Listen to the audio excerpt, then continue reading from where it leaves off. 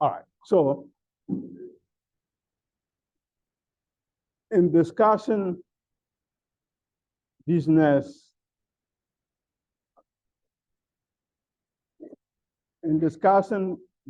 research, we should be able to grasp that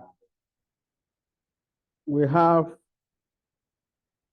applied research and then basic research. Applied research and basic research. Relating it to our context as business students, we have applied business research and then basic business research.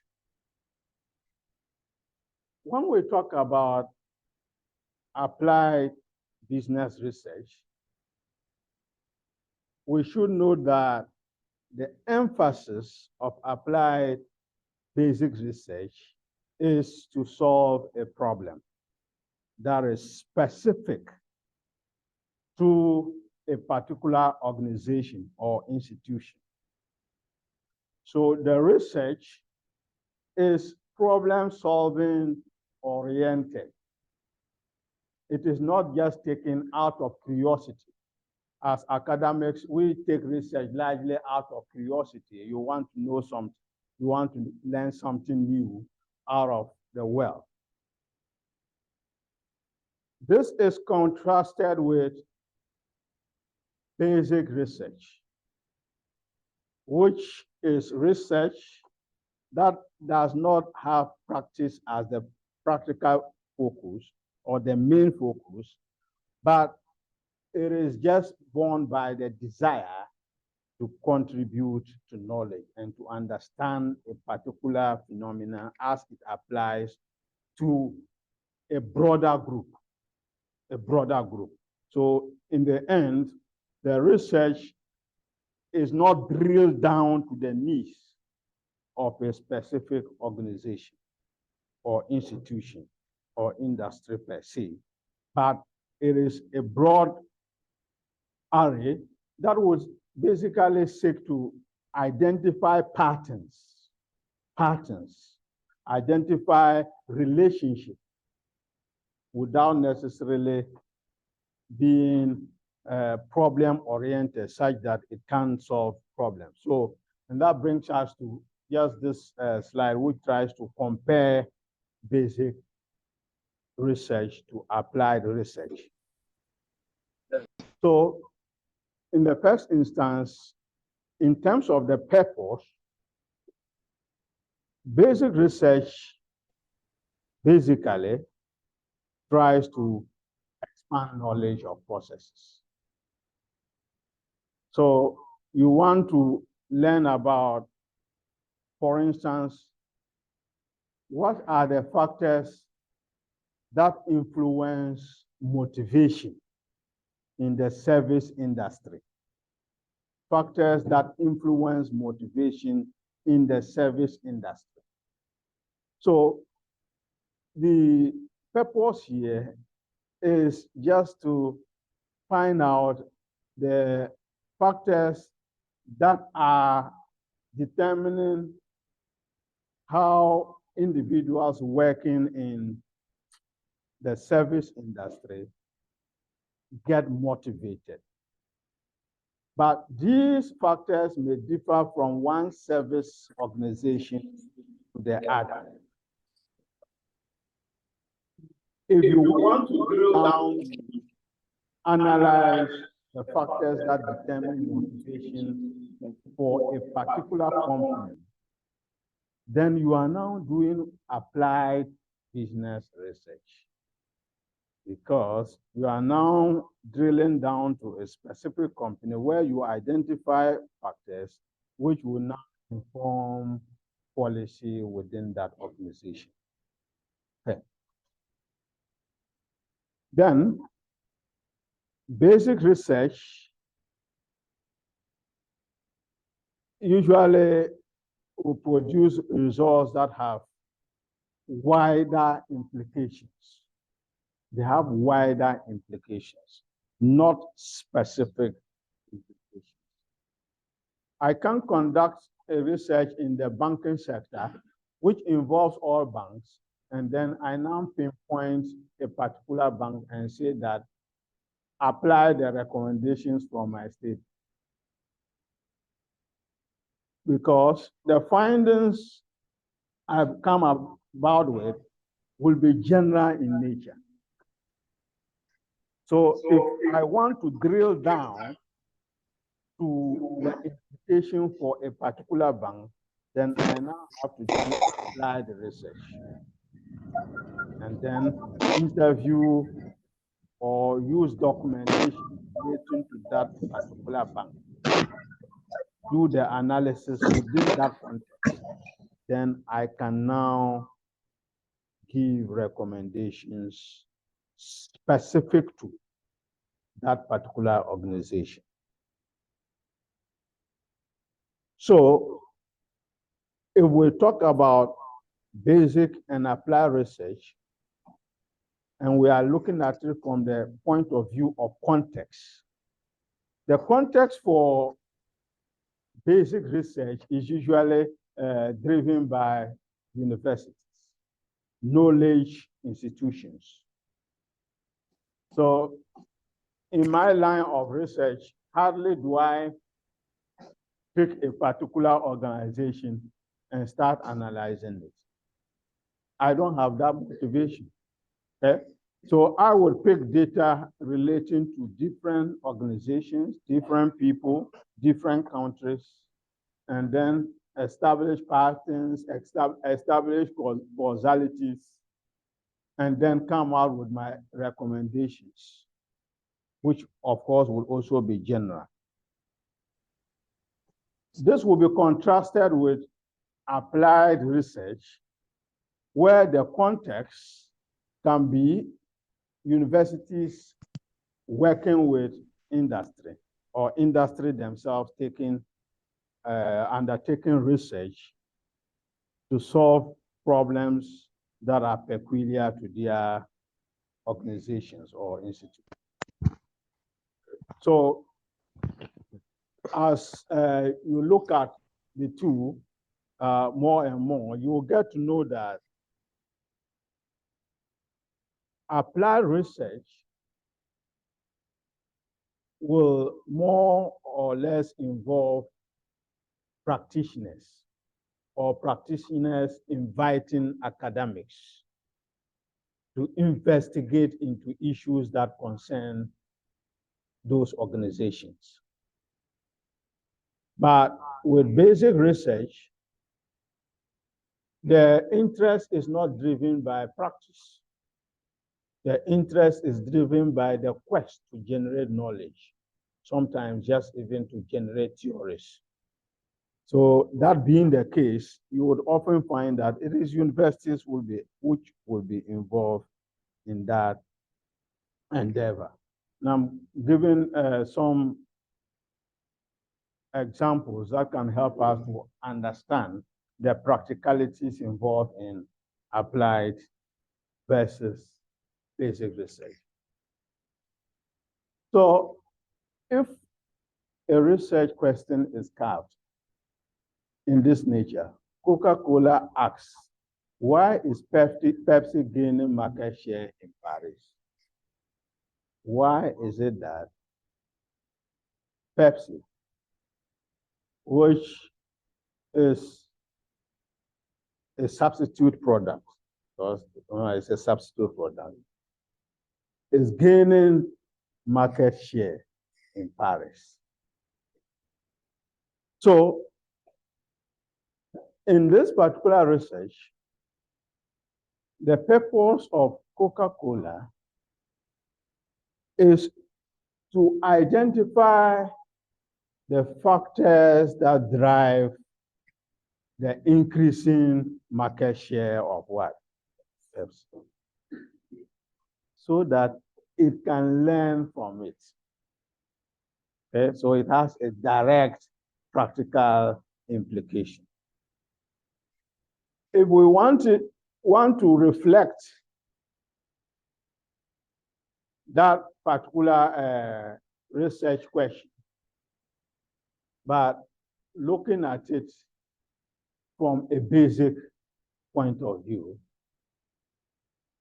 we would then just generally be interested in what factors make one product, which is a substitute to the other, more successful or competitive than the other.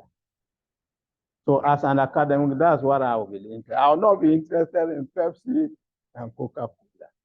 So this thing will be, I set up my research, but I want to know factors that determine competitive edge. Competitive edge. But it is the same thing that is done in applied research where Coca-Cola wants to investigate to find out why people probably like Pepsi in Paris increasingly than they do for Coca-Cola. Now, a basic research question which we can look at here is to say that why are people drinking more bottled water and less cola? Why? Why? In this case, you are not targeting implication for a particular institution or organization. It is just a question to know why we have those preferences. Okay. Then a second example is for applied researchers. Can prospective employees' psychological profiles reduce turnover at McDonald's? So in this particular case, the purpose is that they've seen that at McDonald's, there's a high turnover rate. In other words, people are resigning. People are leaving and joining other companies. So they want to know that, if we study the psychological profiles of those that turn over, can that give us an idea as to how we can influence the psychology of our workers so that they can stay? So it is addressed and targeted at solving a specific problem. Now, that same problem can be made a basic research problem by raising the question such as what psychological factors predict reduced turnover in service occupations, So in this particular case, you will not just be interested in McDonald's. Okay? Your focus is the service industry in general. And even that, you can just focus on, say, hotels and restaurants. You can focus on banking services, telecommunication services, and not targeting, say, MTN or Vodafone or whatever. So in the end, they are both looking at psychological factors. But this one drills down to a specific word, organization or institution. So later on, you can look at more examples which are outlined here. So you should be, if there's a jumble of research questions, you should be able to separate them into applied and what and basic, given the principles that we have laid. In our next lecture, we'll look at the research process proper, but just to give you a foretaste of the stages involved in the research process. The first stage in a standard research process, so this is a general process, is to first of all get the topic, get the research topic, and ensuring that the topic is researchable. Okay? So you can come out with a research topic, and the research topic is not researchable. Generally speaking, we say that if you generate a research topic and the answer can be a yes or no, then it's not researchable. That's one of the ways to identify. If it can just be answered by a yes or a no, then there's no need for research. So, which means that a research topic must have some depth. And how do you get the research topic? The research question. There are several ways that you can get a research. And the easiest and the commonest is through literature review. Literature review. Because especially within the academic context, if I want to generate a research topic,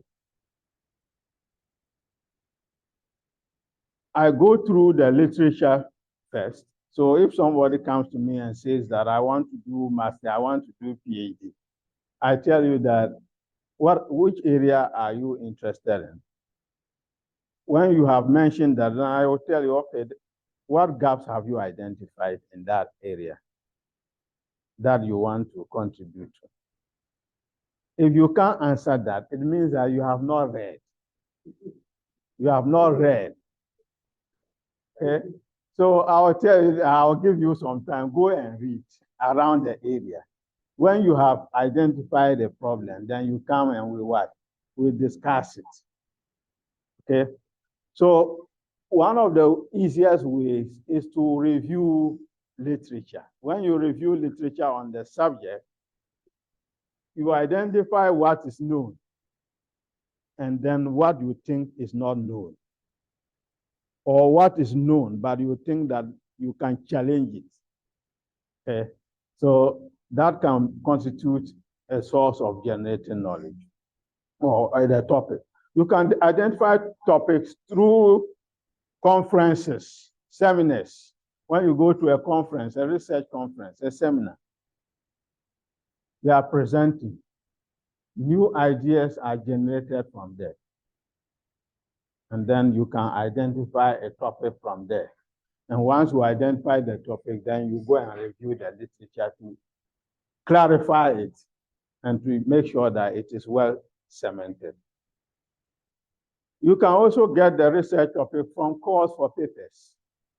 Sometimes you see that call for papers, and then they tell you what areas that the papers should cover, the areas that the papers should cover. They give indications. Sometimes calls for proposals. When you see calls for proposals, there can be research gaps and research topics that you can glean from there. So these are just a few areas. Now, literature review is a very important process within the research arena.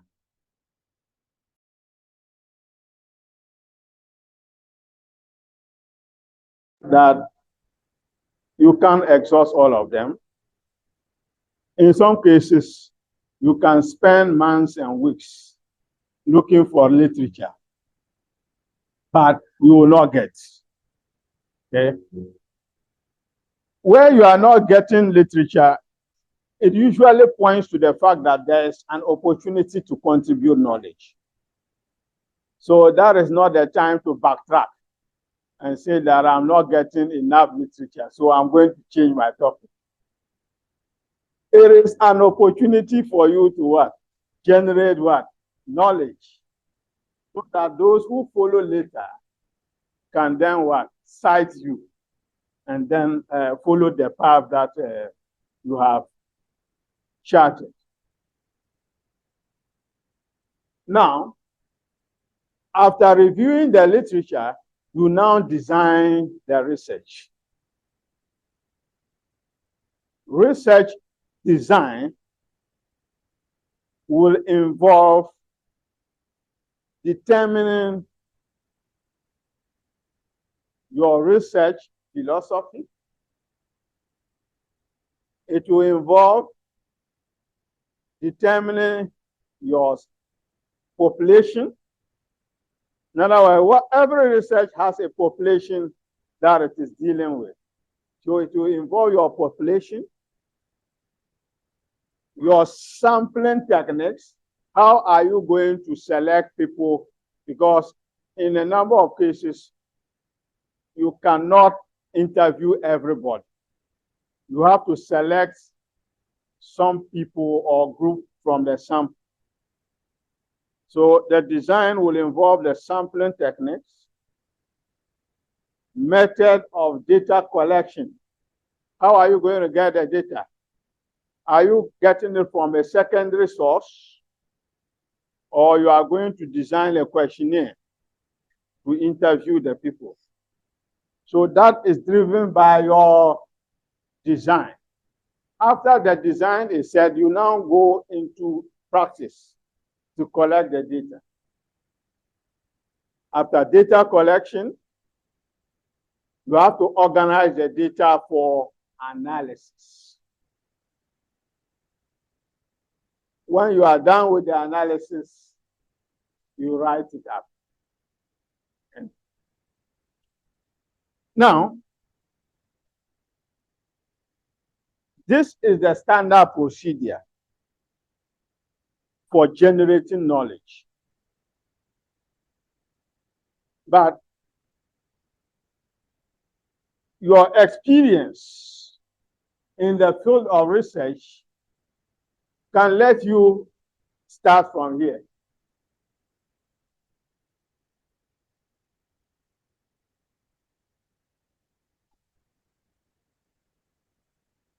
Then you now go back and start. I've done that several times. You can start with the data.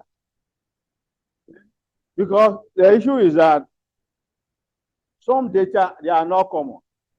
They are not common. So by the time you start reviewing literature and coming back to whatever, somebody has already published it. Or sometimes the data itself constitutes a contribution because of how unique that data is. It constitutes a contribution. So if you know how to do your analysis, you do the analysis. And then you can put down, then go back, start from this. And then when you come back and you see that it is not aligning, then you have to do this again and streamline them. And you are done. So even though this is the standard research process, but it is a bit flexible. You can start at any point, but only make sure that you have covered your tracks. Some factors to consider in the research process. One of the factors to consider in the research process is the role of your personal feelings and beliefs. The role of your personal feelings and beliefs will guide what research questions you would accept as valid and what research questions you would regard as being invalid, and what research you'll be willing to undertake and what research you will not be willing to undertake. Then access to data. If the data is available, it cuts short the time you spend on research. So those who rely on, for instance, secondary data. So you just make sure that you download the data from the relevant source, and we shall come to secondary data sources. And then once you have the data, the analysis goes on. And it's easy. Now, but if the data is not available, and you now have to undertake data collection, it becomes a more strenuous process because you have to design your questionnaires, submit the questionnaires if you are under supervision to your supervisor, who will vet the questionnaires, approve the questionnaires before you go to the field. You need money to print the questionnaires. You need money to travel around to administer the questionnaires. You collect the questionnaires. You have to enter the questionnaire into a platform where you can now do the analysis and so on and so forth. So, of course, there are advantages and disadvantages to each of these, and we shall come to them later. But the accessibility of data will inform the degree to which you involve even participants. If I'm using secondary research, I don't need to interview anybody. I just go to Ghana Statistical Service website and download my data, set it up, then I do my analysis. But if I'm doing a primary research, then I have to design my questionnaire, go and then interview people. And even the interview, I now have to decide how many people will I interview, and it will constitute valid knowledge, okay? And so on and so forth. Then time and other resources. Time, where time is of the essence, sometimes the sample can be reduced. You may not be able to interview as many people. And when our undergraduate students usually have a way, they will say that because of lack of resources, we had to reduce the number of people we interview. But technically, it is really not out. You have to find another way of justifying it, but not to say that because of what? Lack of resources. Okay. So resources here, they actually mean money. Okay. So, but not having money cannot be used as an excuse to do shoddy work. Okay. But the reality is that time and other resources at the disposal of the researcher can influence the research process. Then the other factor to consider is validity and reliability of the data. Okay. Validity and reliability of the data. Now, one of the problems that we face as developing country researchers is that sometimes when you go and then collect your own data, and you have written a very beautiful research paper, most of the journals are published by advanced country scholars. The publishers are in advanced countries. What we have realized is that there is a high probability of rejection. Why? Because they are not sure about the reliability of the data.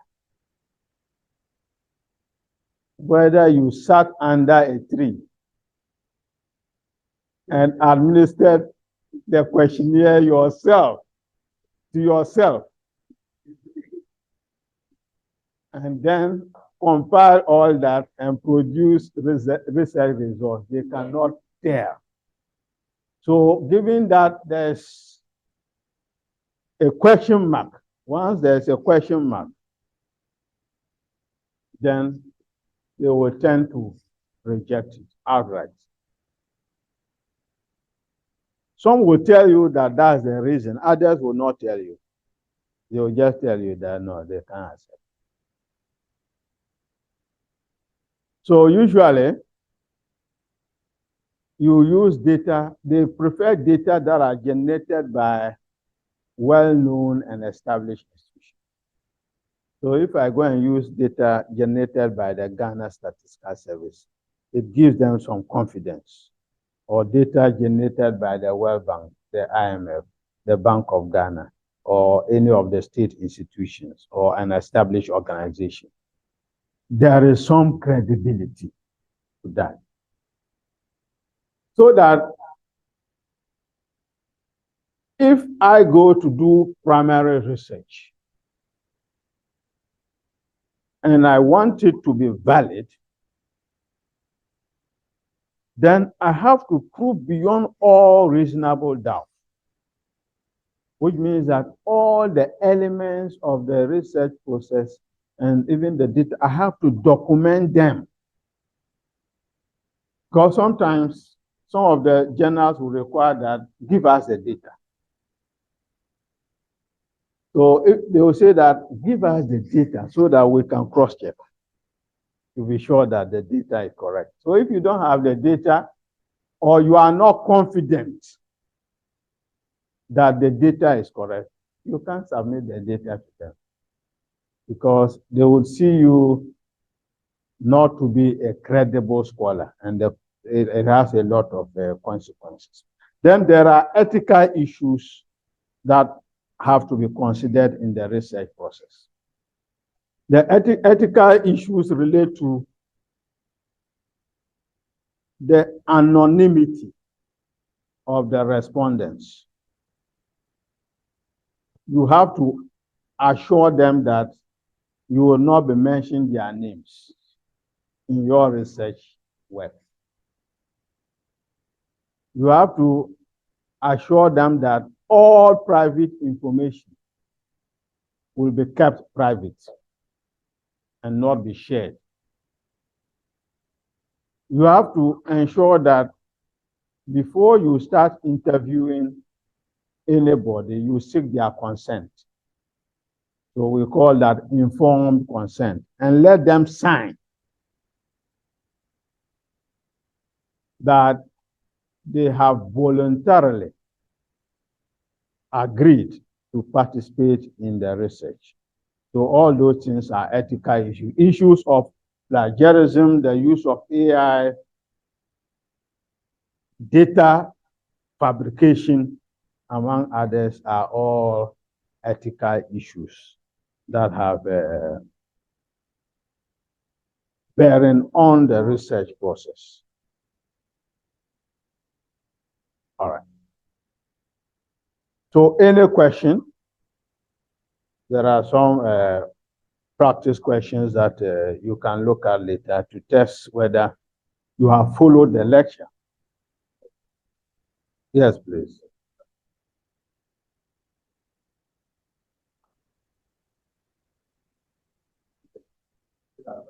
No, it's not. It's not. It's not. You can't approach your supervisor with that idea. Unless, of course, we shall come to that, you are doing what we call inductive research. For inductive research, that's the approach. You start with data collection. Because the view is that in that area, there's no theory. There's no theory. So you are the one who is going to generate the theory. So no theory means that very little literature.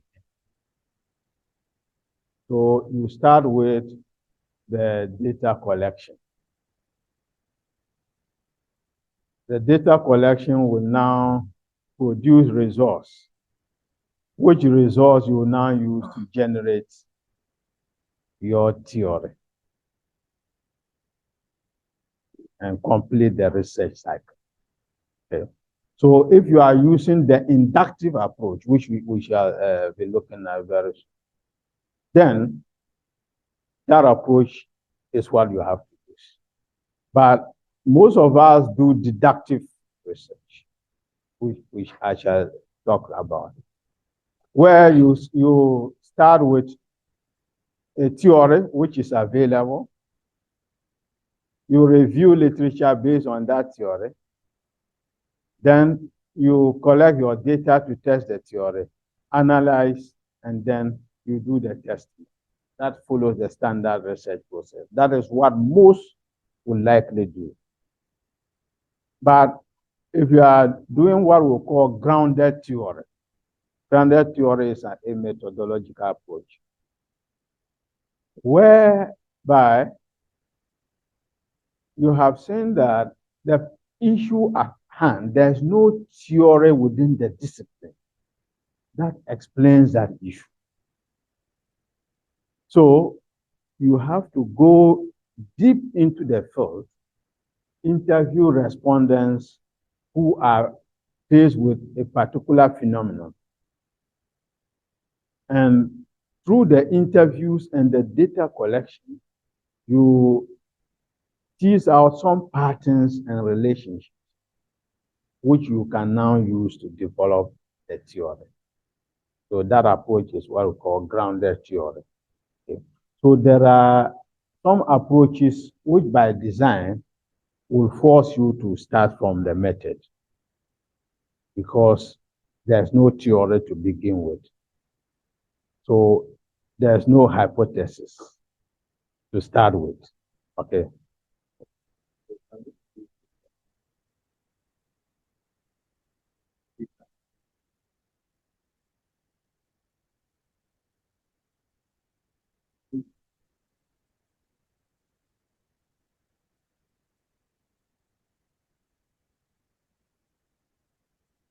Of course. So we say that, and we shall come to qualitative research.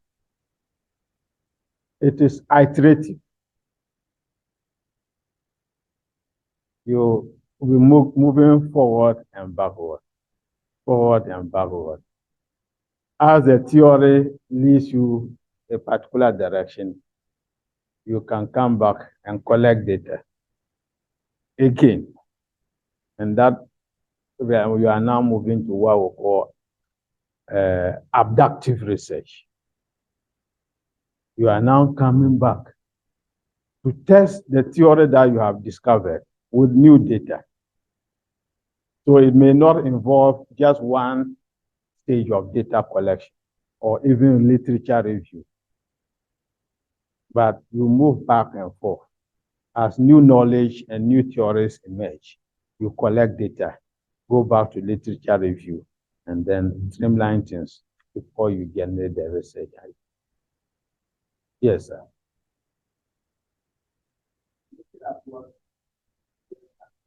Yes.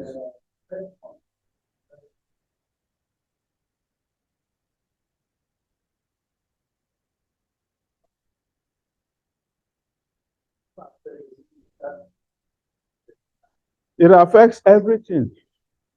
Your belief affects everything from the choice of the research topic to the choice of research design to the choice of even theory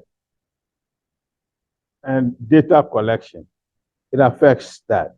And I don't want to go deep into this because we are going to come to those beliefs. What do you believe? Do you believe that reality exists or it only exists in our minds? You understand that? So your belief will inform how you approach research. And we shall come to those beliefs there. Those beliefs are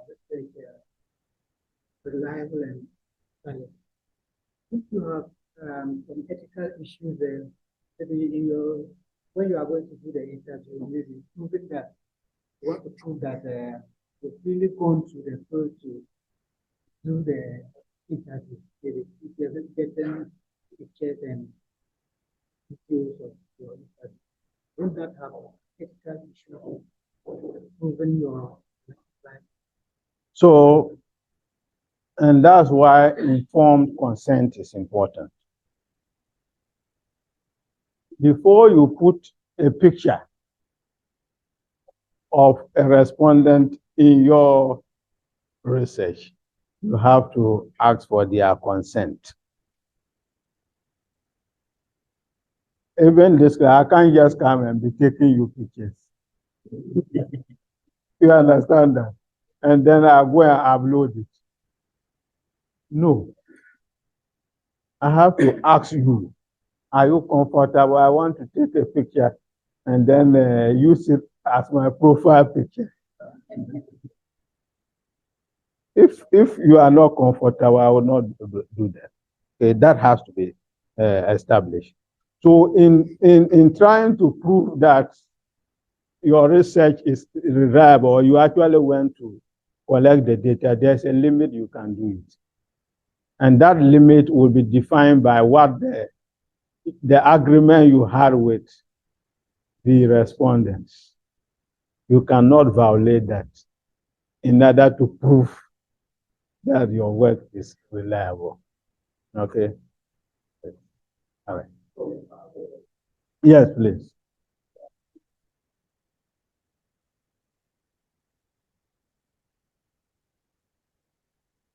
Action research is part of applied research. It's part of applied research.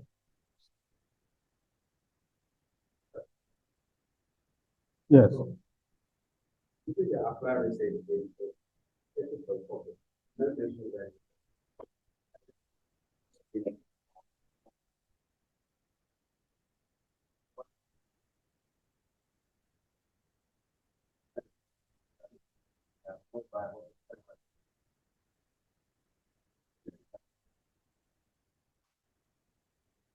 So I mentioned that there are several ways. You can even get a topic from your brothers and sisters, and even from your mother and father, by your interactions with them. Sometimes the wisdom that they share with you and your own lived experiences. So observation is one of the ways that you can identify a topic. You have observed something, and you think that there's more to it that we can learn. So from there, you can now carve your topic. Now, the problem then, you now have to confront your observation with the literature. Whether what you have observed, somebody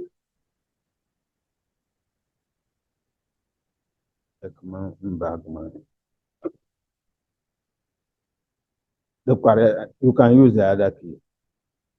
The issue is that you may observe something, but somebody observed that earlier and has already written on it. So there's no work for you again. Case closed. Okay? So when you observe something, you now have to engage the literature. Has somebody observed that earlier?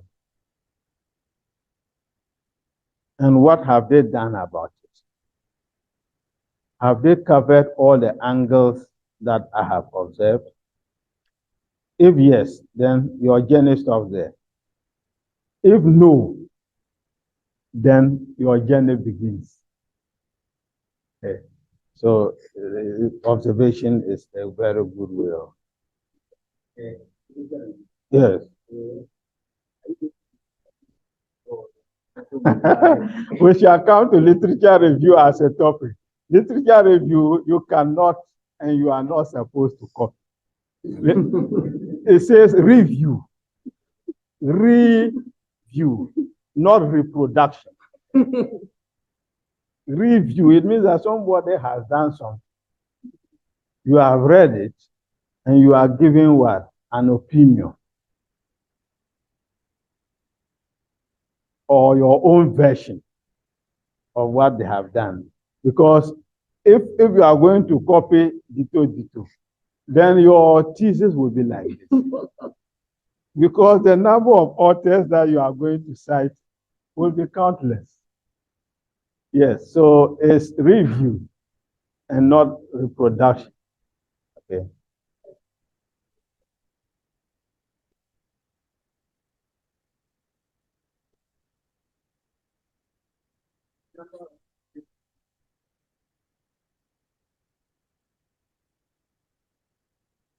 Generally, we don't give a specific number of authors that you can cite. But the more you can cite, the better.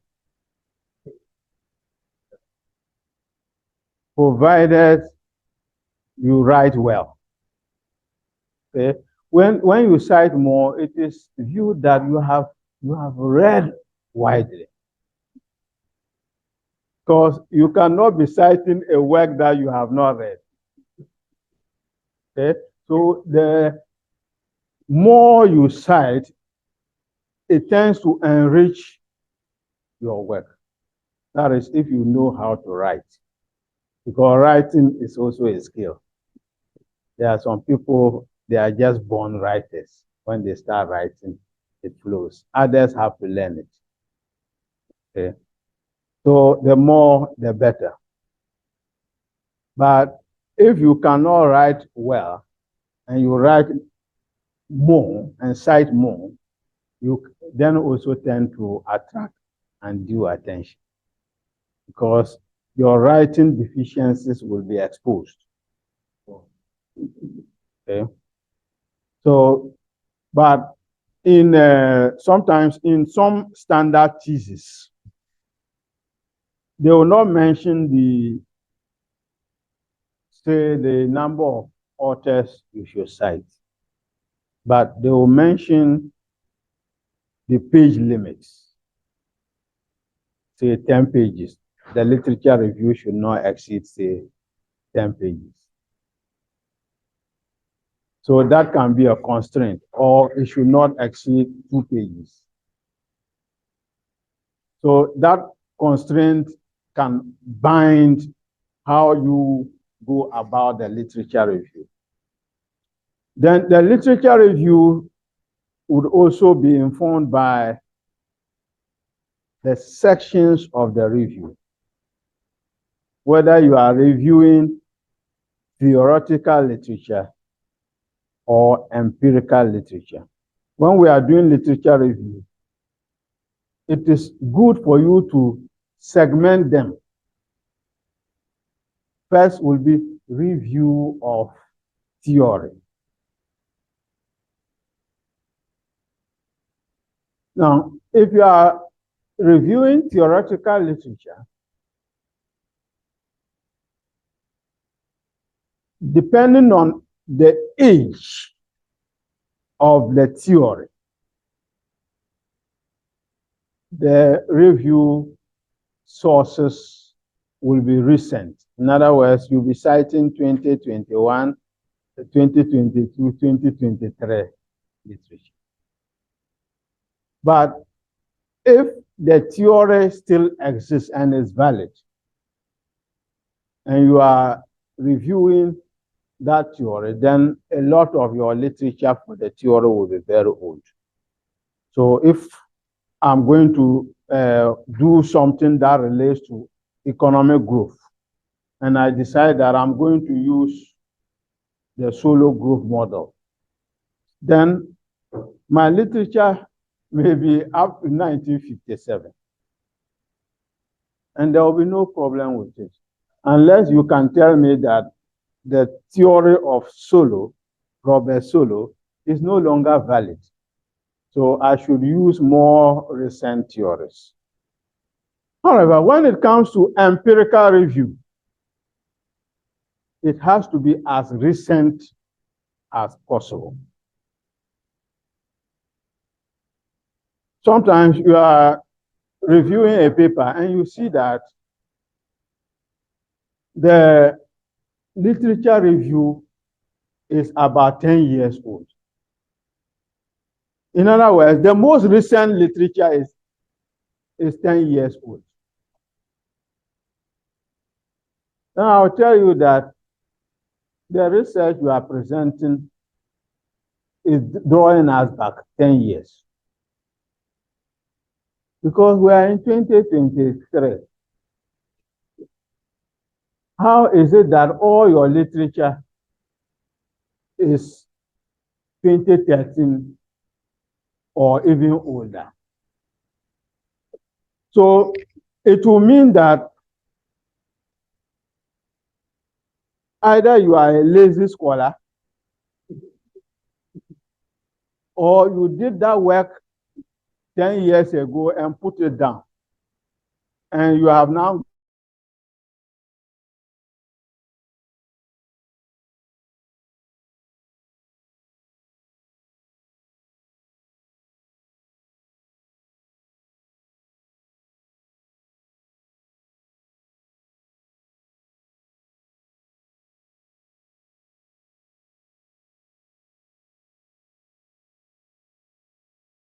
and literature review, I shall come to that later.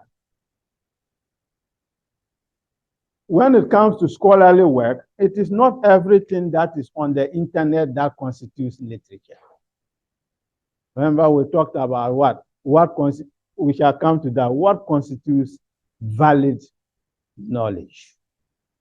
What constitutes valid knowledge? You can't just go to Google and type the topic and any paper that comes up, you download and review and say that you have done literature review.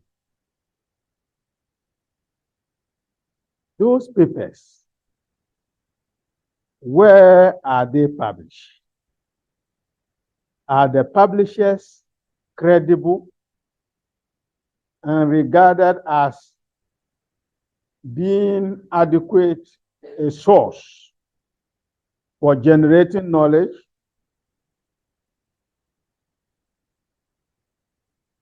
So that we have a list, and that's why during the library orientation, you were told that the library has access to a number of journals. So those are the journals that we are talking about. Not the one that you just go to a journal, Google or search engine, then that type the topic, then you download. No. Because as a researcher, we have learned over the years that sometimes when you submit your paper to a journal, some of the editors, what they will simply do is that they will just go straight to the references and see where the references are drawn from. Whether the authors listed there are known in the discipline, or these are just undergraduate theses that you have just downloaded and cited, which are not really of any serious value. So it is very important that the source of literature is properly identified so that whatever literature review that you are doing, you are able to do it properly and generate knowledge that can be regarded as valid. Now, generating a credible literature will require that you have access to the right sources of literature. So we often say that if you, for instance, get your literature from Elsevier or Science Direct, Taylor and Francis, Springer, Nature, Palgrave Macmillan, Emerald Insight, among others, these are valid sources of journals and books. I'm not saying that you cannot find good research in Google. There are some good papers that are there and a lot of chaff. If you don't have experience in the field, you may not be able to tell the difference. Is your hand up? Yes. I thought your hand was up. You may not be able to tell the difference. You give it time to do.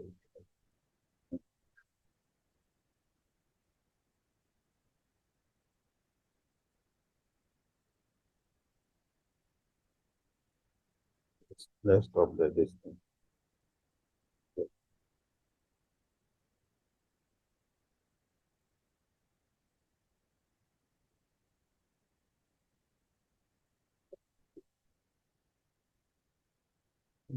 Restart.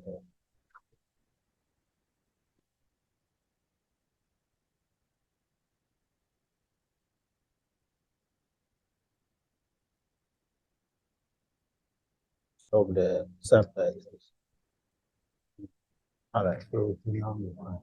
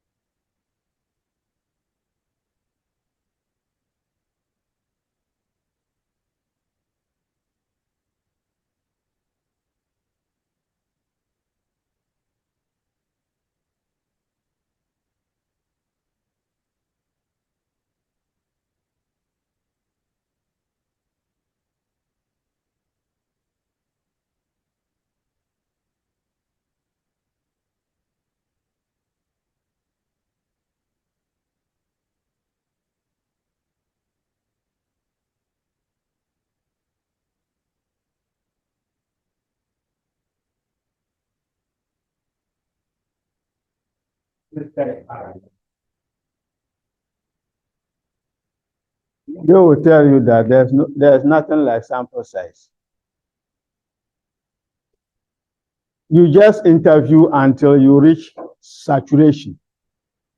And saturation means that you are seeing that the responses are not generating a new dimension. They are all saying the same thing. There's no new perspective. You stop.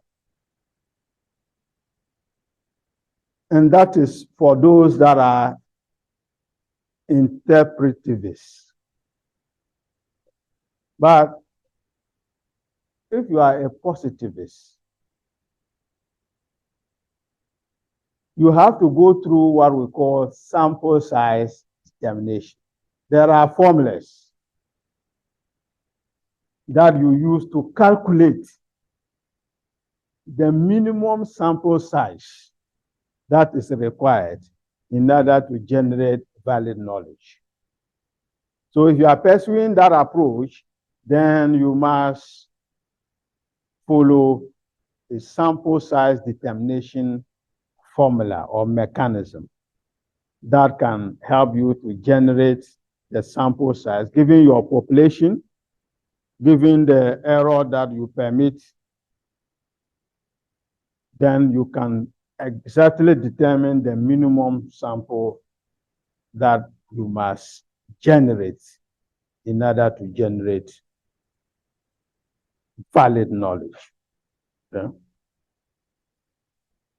Now, so we want to look at the research philosophies and approaches.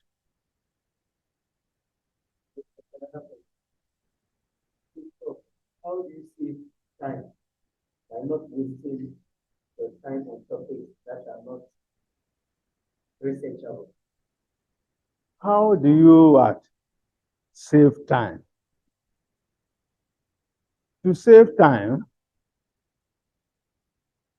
first, your research topic must be based on the literature.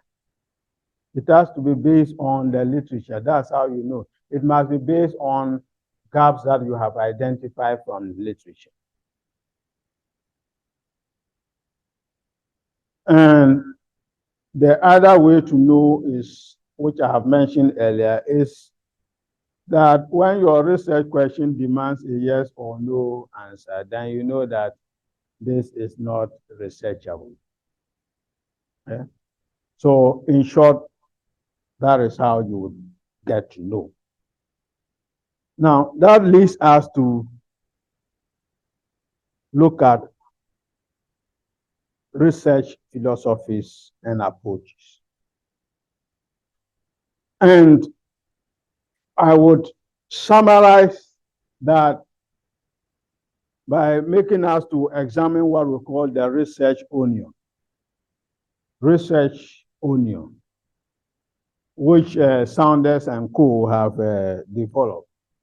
And I've given a link that you can read about every layer of the research process following that link, layer by layer. So one feature of an onion is that it has what? Several what? Layers. It's the same with the research process. The outer layer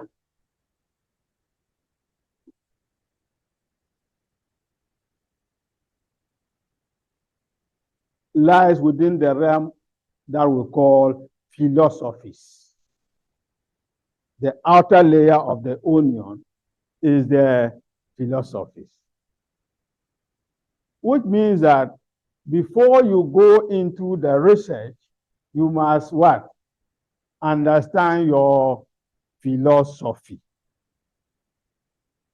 And the philosophies are positivism, realism, interpretivism, or constructivism, and then pragmatism. Positivism sees the world as an objective reality. Reality exists, whether we acknowledge it or not. Okay? Realists also, for realists, they are in two groups. We have the direct realists who believe that what you see is what you get. Okay, what you see is what you get. So what you see is mimicking reality. But critical realists are saying that what we see, what we touch, what we feel are mere sensations. And they could confuse us to misinterpret what actually exists. Then constructivists believe that there are multiple realities. You've heard people say that there's nothing like what the truth. Okay? These are interpretivists. Okay? That there's no one truth. which a lot of us will contest, because from our training, we know that truth is one. Is one. Truth is one means that you are what? A positivist. If you believe that truth is one, then you are a positivist. If you believe that truth can be contextualized, it has to be placed in a context. And what you see as truth will be different from what I see as truth. So our perspectives will determine what the truth is. And indeed, the truth may actually lie outside our perspectives. So I must declare that I am not, that's not my orientation. Okay? I'm a positivist by orientation. So in much of my training, I am a positivist, and my research is driven by positivist orientation. So even though sometimes I do some pragmatism, okay? Pragmatists believe that let us focus on what works. What works, not a particular devotion, a devotion to a particular line of thinking. If at a particular instance, you see that it is interpretivism that works, you go for it. If you think that it is realism that works, you go for it. If you see that it is constructivism or positivism which works, you go for it. So sometimes I go pragmatism, because there are certain situations where perceptions are the ones that will hold sway. Because, so for instance, we say that what beauty lies in what? Why? Because in this sense, we are moving into the realm of what? Constructivism. So how you construct beauty in your mind will determine how you appreciate and judge what? Beauty.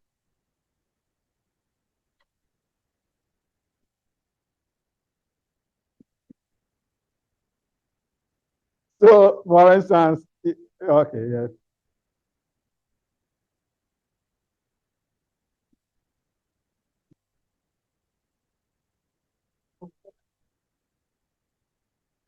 In this,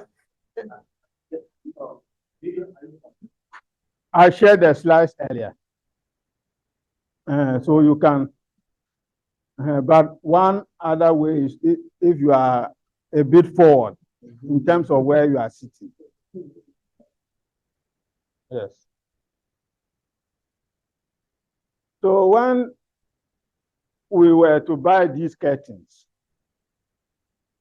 four of us, they present a number of them, and four of us, we settled on this one. So after we have somebody, a different person who wasn't there said that, no, these curtains are not nice. So the question is, are the curtains nice or they are not nice? What is the truth?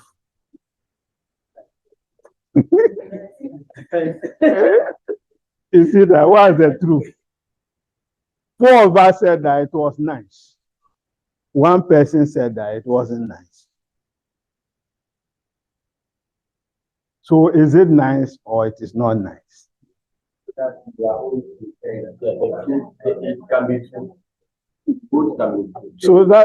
you are embracing multiple what? Realities. Okay? It depends on the situation, and that's where pragmatism will come in. Okay? Because if we throw in the question, does God exist? Some will say yes. Some will say what? No. Some will not be sure whether God exists or not. When you agree that God exists, there are consequences in terms of how you live your life,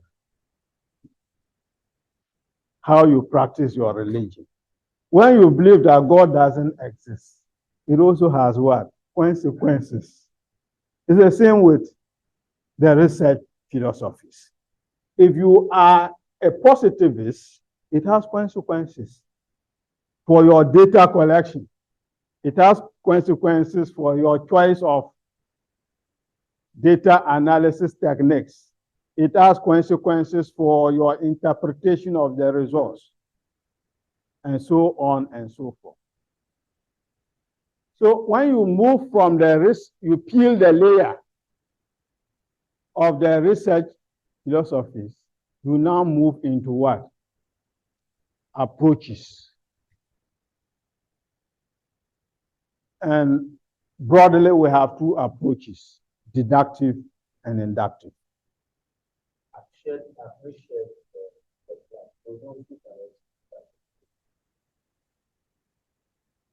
Thank you.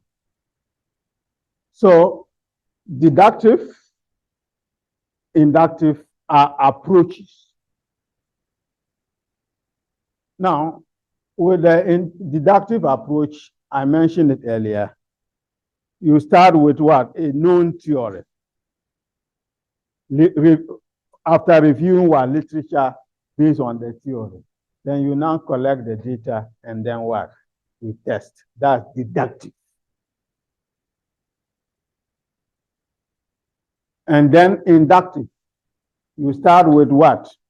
Data collection, because you don't know what theory is driving it. And maybe there's no theory. So you start with the data collection, and then from your analysis, you can now generate theory.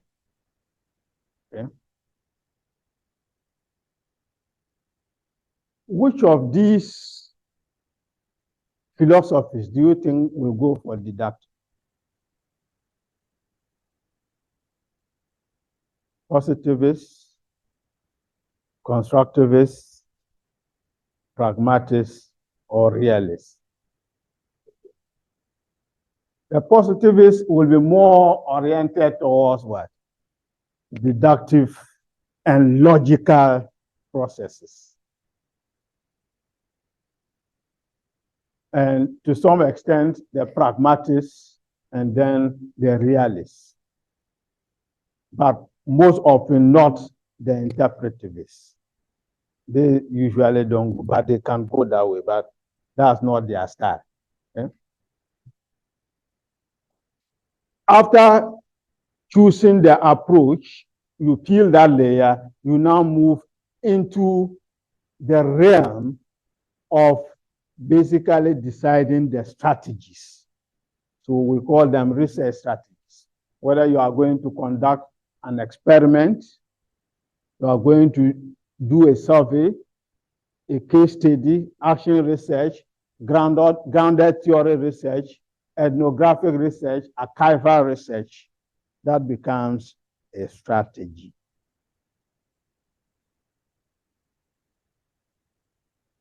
Now, when you now peel that layer, you now move into the realm of choosing the method. Here we have what we call mono method. Mono method means you are using what? A single method. Single method. Say qualitative method. So you are just, for instance, conducting focus group discussion. That's your method. Mixed method means you are using qualitative and what? Quantitative. Or you can have what we call multi-method. In which case, it is not just about combining one quantitative, one what? Qualitative. You use different qualitative techniques, combine that with what? Different quantitative techniques. In which case you are using what we call what? Multi-method. Having done that, we can now peel the layer and move into what we call the time horizon, where we are dealing with cross-sectional or longitudinal. Cross-sectional means that you are just taking information or studying the behavior of the respondents at a point in time. So you have different respondents with different characteristics at a point in time. So if I administer a questionnaire to you to test your satisfaction for a particular product within this year, that becomes a cross-sectional. Or if I collect data on your age, your educational background, whatever, that is cross-sectional. But if I want to go longitudinal, it means that I must deal with at least two dimensions. The first dimension will be time dimension. It must cross at least two time boundaries. So if I collect this data on you this year, and I collect the same data on you next year, I have developed a longitudinal database. So there's a time dimension, and the time dimension is what? 2 years. I've collected over 2 years. Then there's a cross-sectional dimension, which means that there are several of you responding to that what? Questionnaire. So longitudinal has two dimensions. It has a cross-sectional dimension, which means that there are several participants or responses. And it has what? A time dimension. So that, which means for the time, you can go as far back as possible. But it has to be on the same set of respondents. I can interview A last year, and I come and interview B this year and combine them and say I'm doing a longitudinal study. No. It has to be the same set of people. Then when we have satisfied that, then we now move into data collection and analysis. And they form techniques and procedures of research, techniques. And so that is the inner layer, data collection and analysis. I now determine how do I collect data. Do I collect data from primary sources or from what? Secondary sources.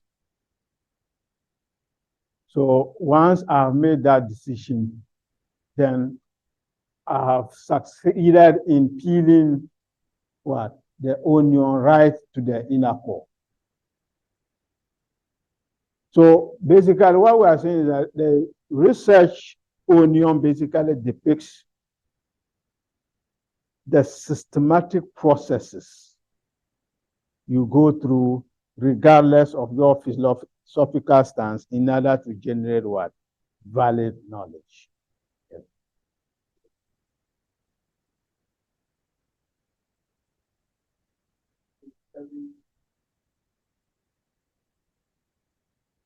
No, we'll not explain them now. Yes, because we'll treat them. We'll treat them. Okay? So these, yes.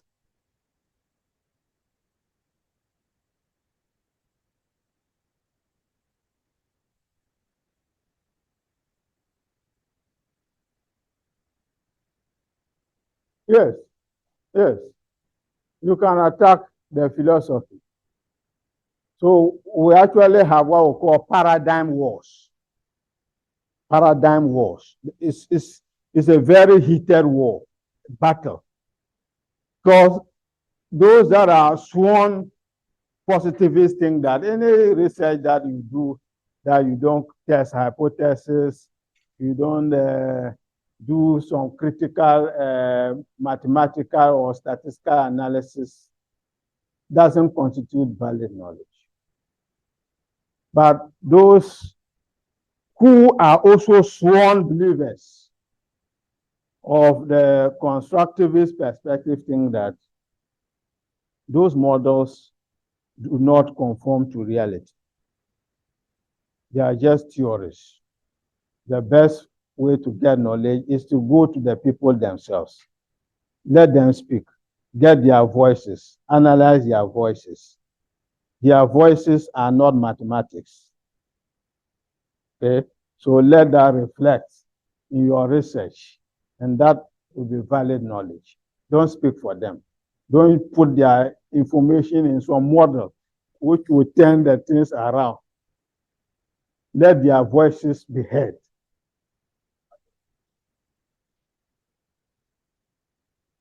Some group of realists, not all of them. I said that there are direct realists and there are also critical realists. Okay? All right.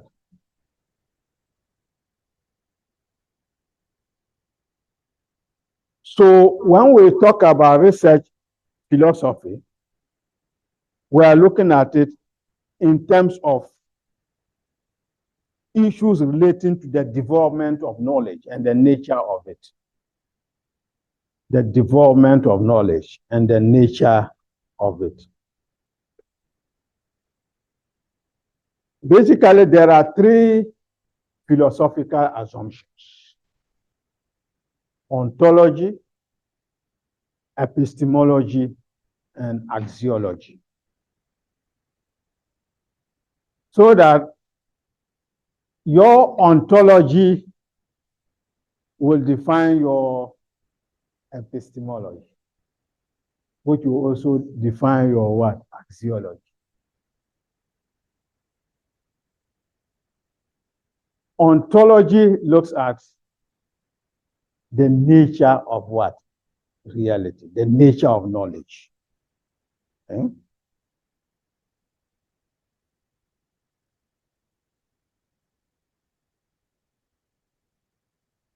The question is, does reality exist,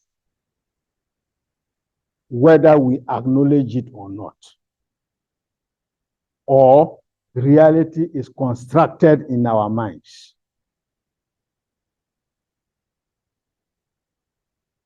Or is reality something that you can see? Or reality is something that you perceive? So that your ontology defines how you would view the creation and generation of knowledge.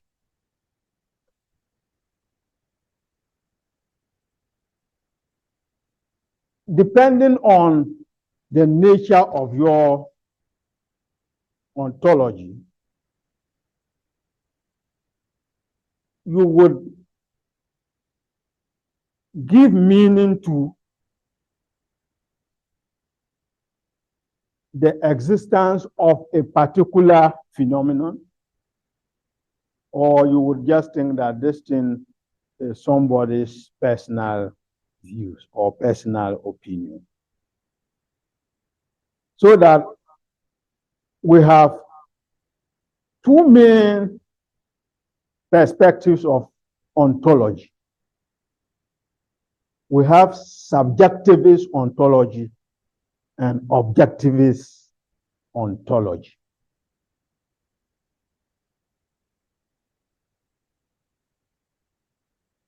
Objectivist ontology is such that the belief is that reality exists and is external to social actors concerned with their existence. Which means that what they are saying is that if you take this wall exists. There's nothing you can do about it. Whether you believe that this wall exists or not, it exists. It doesn't matter your cognitive processes and beliefs. But the reality is that this wall exists. That's subjectivist ontology. Objectivist ontology. Now, the subjectivists think the opposite. They believe that social phenomena are created by social actors. Social phenomena are created by what? Social actors. So they are not things that exist outside the mind, but they are socially what? Constructed.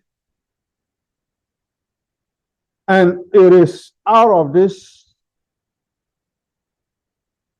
subjectivist ontology that we are having the debate about, for instance, sex. Is sex binary or it is fluid? What we have grown to do and have received from our pastors and our imams is that you are either what? A male or what? A female. That is objectivist ontology. You are either what? A male or a female. But constructivists now argue that sexuality is fluid. Listen, no. That sexuality is what? Is fluid. Fluid in the sense that you can be a man today and become a woman tomorrow. And vice versa.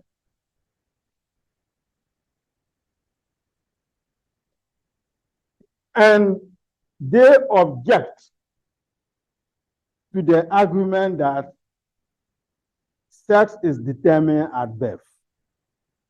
See the problem? So their view is that it is socially what? Constructed and negotiated. It is socially what? Constructed and what? Negotiated. So they have now negotiated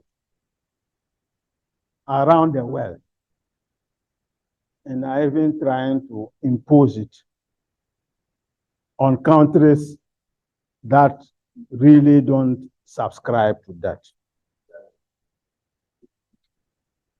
So I'm just bringing that discussion for us to understand how your ontology will define how you see the world. Okay?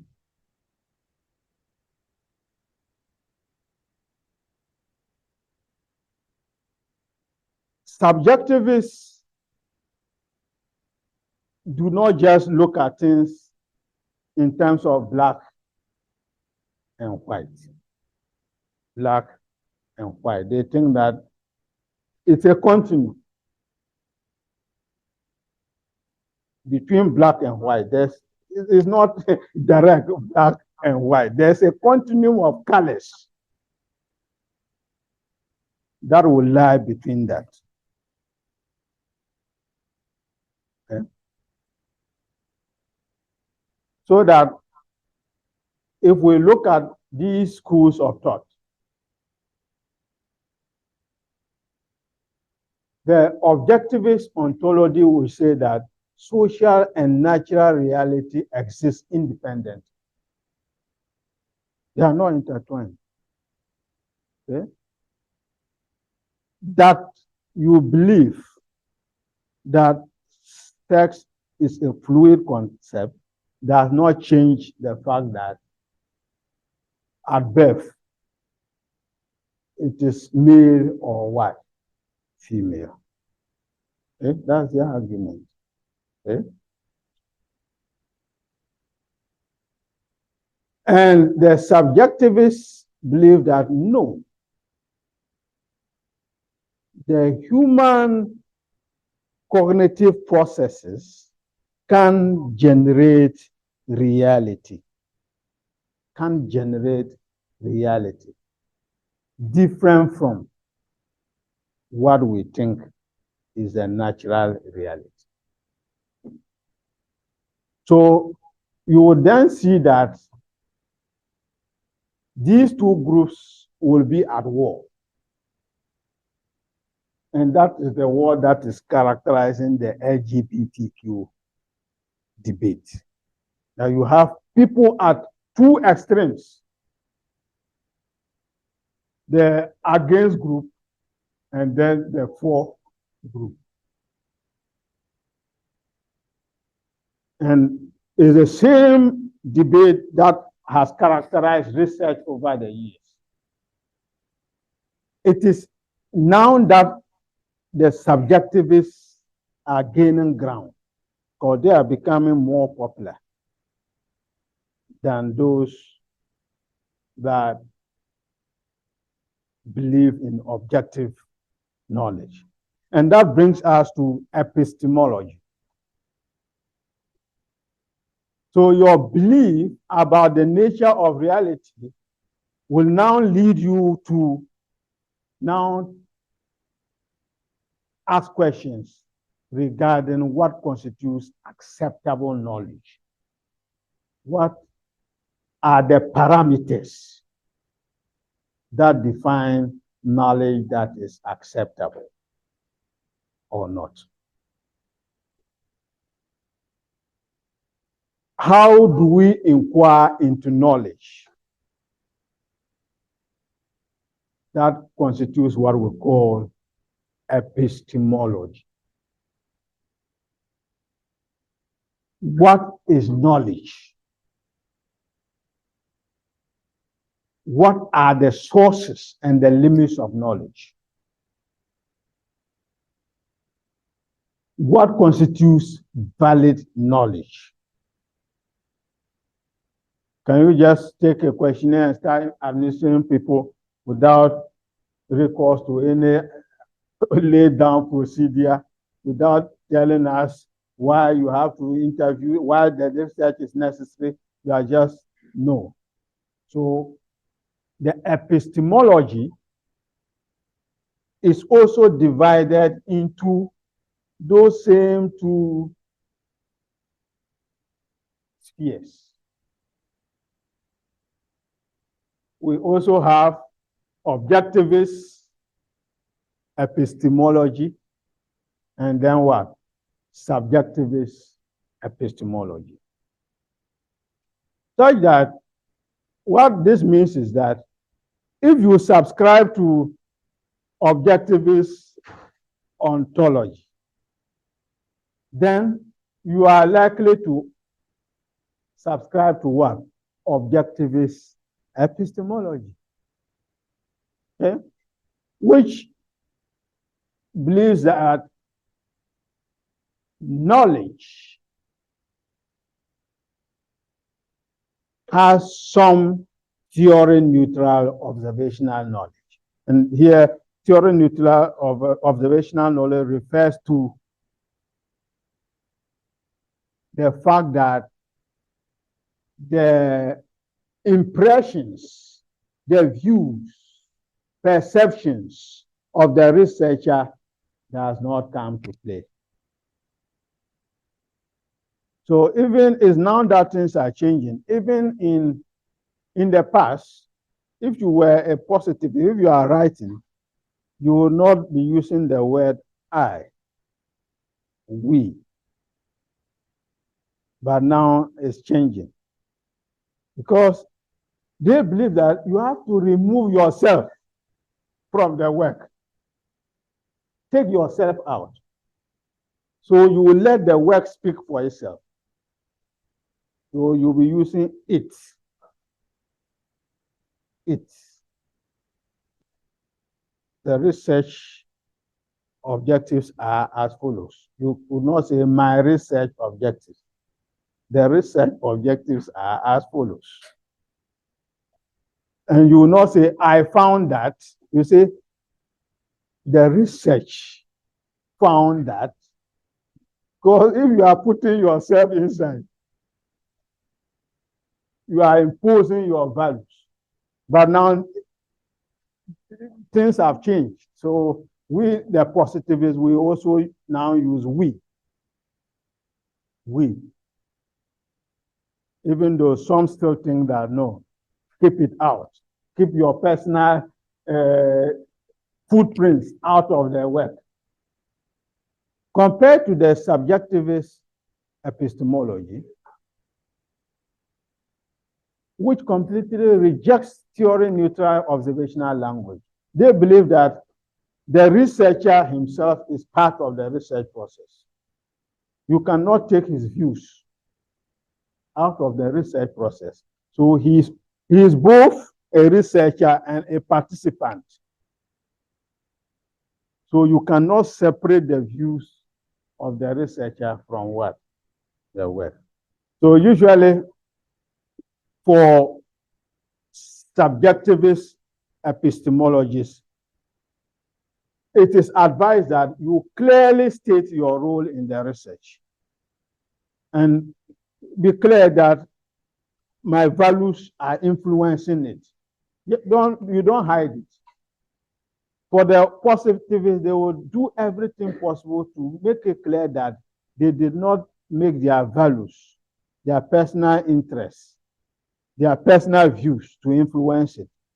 But if you are a subjectivist, you have to make it clear that I have a position in this matter, and this is the position. Clearly documented, and you have no problem. The only problem you will have will be these people. So they will think that so long as you have said that your own opinions are part, no, that's not research. Okay?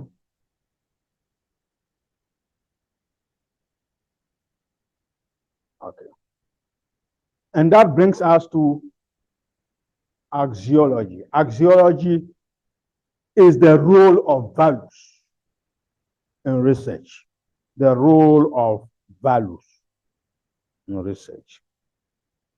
There are two dimensions of axiology in the literature.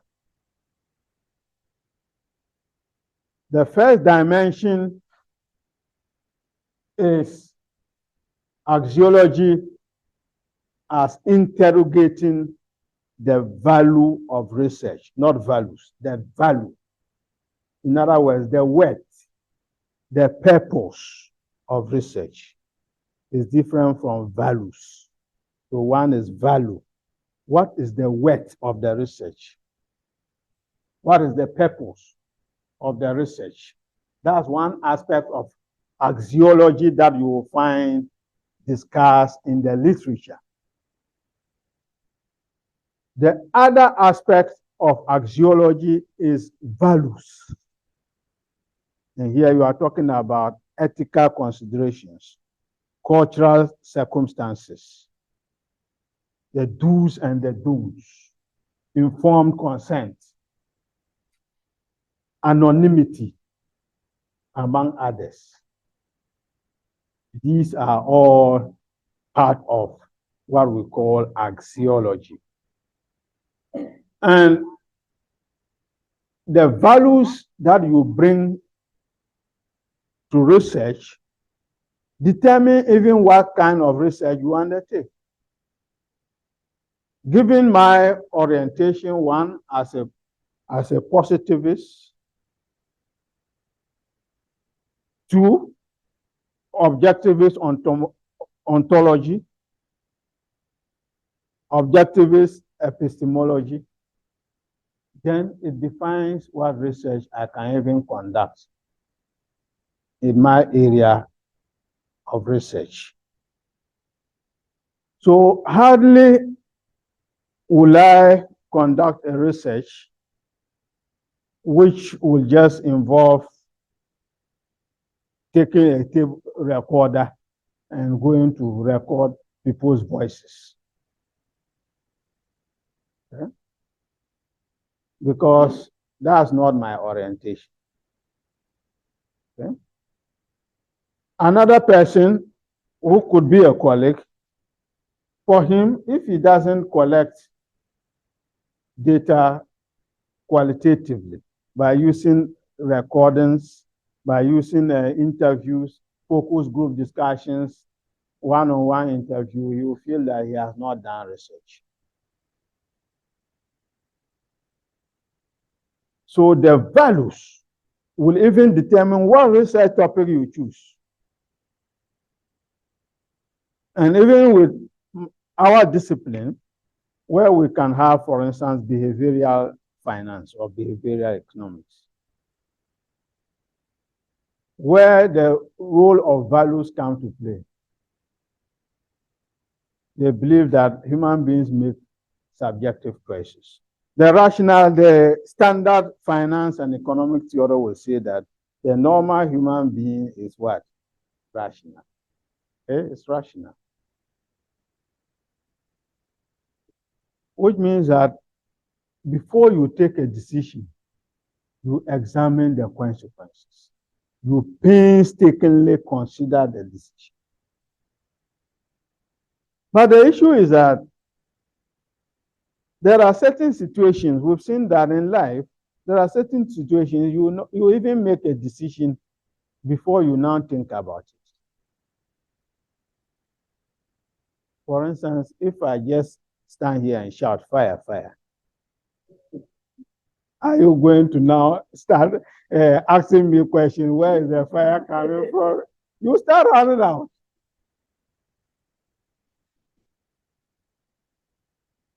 Even if I don't say something and one of us just gets up and starts running, we'll all what? Start running. Why are we running? We shall find out that later.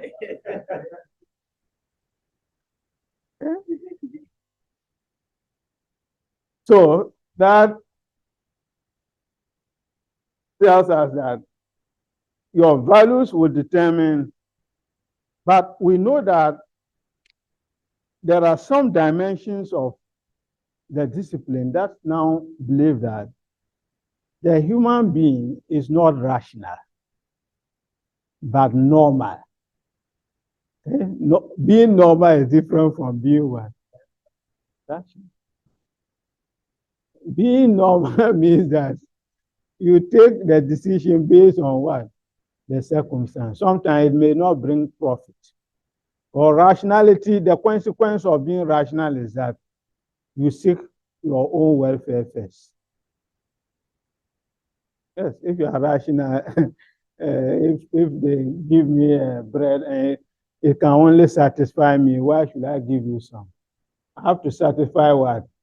My self-interest. That's rational economy. But being normal, I mean, I'll say, okay, I can share part of it with you.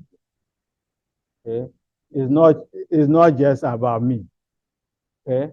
But life is more than just me. Okay? So if that perspective is there, then somebody who is also in my discipline can decide to hold a view that the issue of rationality, which much of economics, finance, accounting is hinged on, is flawed. So his research line will look at how human beings behave in their natural world. And that changes the perspective in terms of research.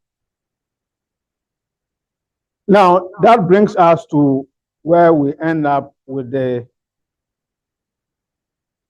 issue of the philosophies, which are summarized here. You may not be able to see them well, but I will summarize them before we end.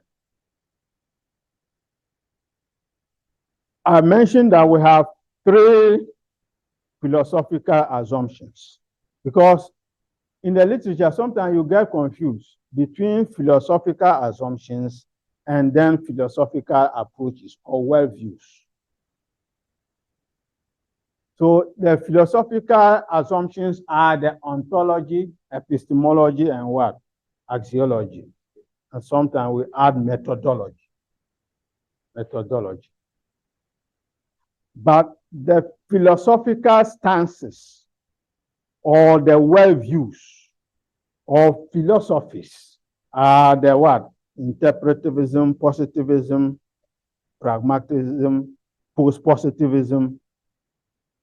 So I just mentioned post-positivism to let you know that if you pick some textbook, they will not classify them like this. Even within these various schools, there are subgroups.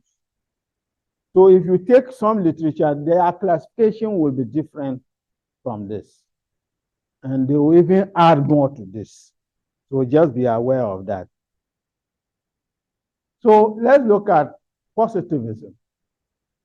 So the columns talk about the philosophies or worldviews, and then the first row will indicate their ontology, their epistemology, the axiology, and then the data collection approach or the methodology.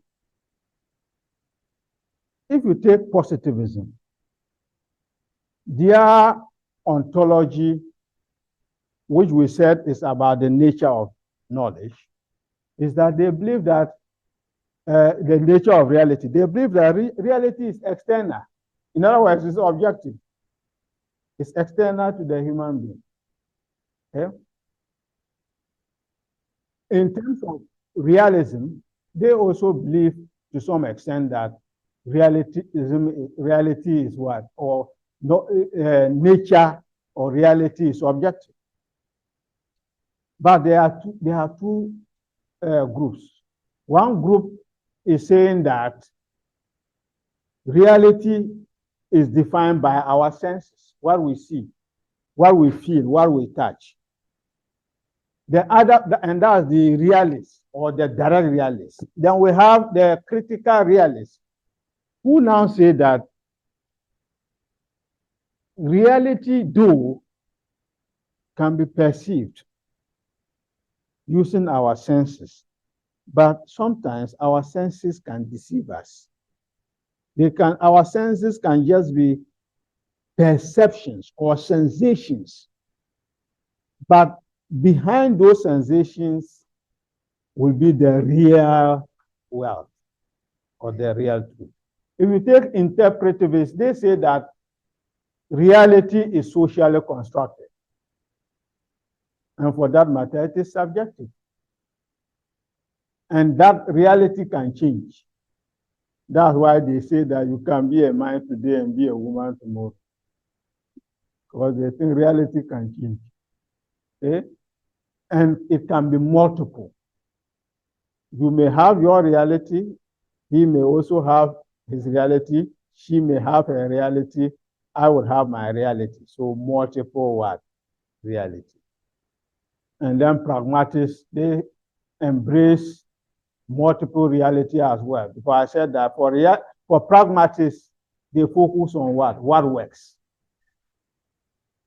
In terms of epistemology or their view of what constitutes valid knowledge, positivists believe that knowledge has to be acquired through observation. So it has to be observational, using the scientific process of collecting data, testing hypotheses, so that you can make generalizations. For realists, they also believe that you have to do observation and collect data and do all that. But then you have to focus on explaining raw resource within context. It has to be placed within context. Interpretivists, for them, they believe that phenomena have to be investigated from a subjective point of view. Okay? So knowledge, there's no objective knowledge. It has to be subjectively pursued. And pragmatism, as I said, for them, no real commitment to anything. What will work is what they go for. Then in terms of the role of values in research, that's the axiology, positivists believe that research has to be value-free. In other words, the values of individuals, of the researcher, are taken out so that we observe reality in its objective form. No subjective implications of the research. Realists believe that research is full of value. So we say it's value-laden. It's value-laden. The same with interpretivists, and they say it's value-bound.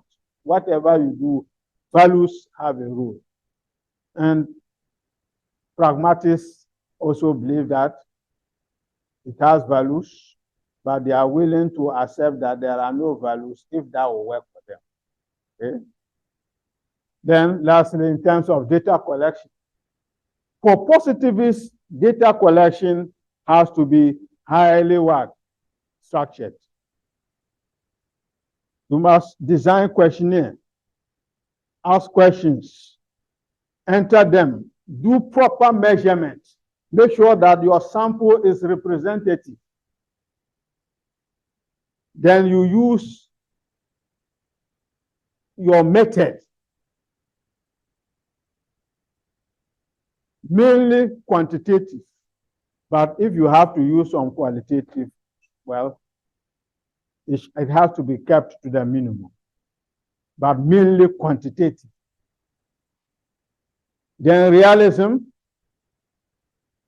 they believe that you can use both quantitative and qualitative, just like the pragmatists.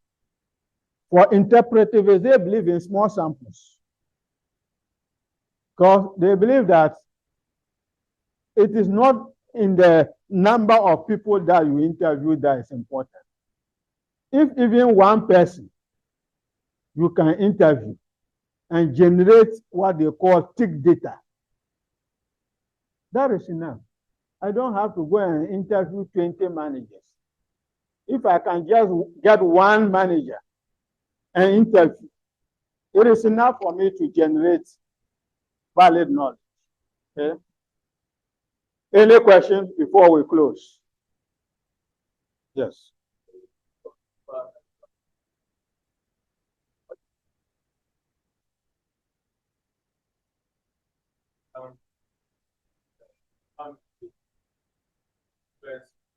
We were not putting the research to this now those things are now our product. So are they still the original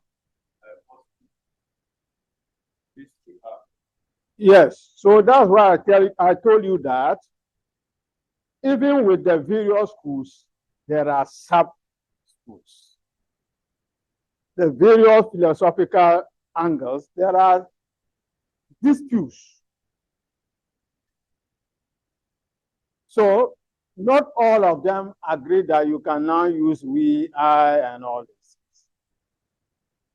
There are some ones you mention we, I, they will underline all of them and give it back to you. You have to change the language so that it will conform to what? Formal right. And that's what we would most often even require for thesis if you are not a subjectivist. Okay? We require that it has to be value-free. But if you are an interpretivist or a realist, You can put the values there, but you have to be willing to defend that. So I remember one of our colleagues, when he did his PhD, and he was doing the presentation, most of those that were assessing the thesis were asking him, what is your sample size? And he told them, I don't have sample size. I said, what? How can you do a PhD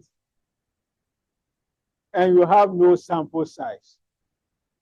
So that's the requirements of my philosophy.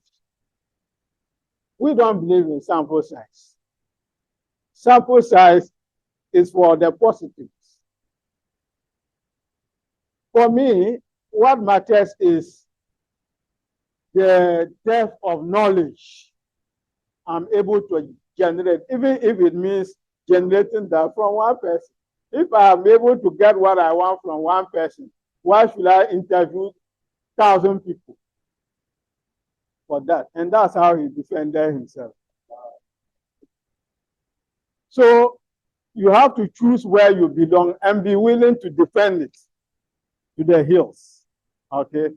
Any other before we call it a day? All right. Thank you very much. We meet next week.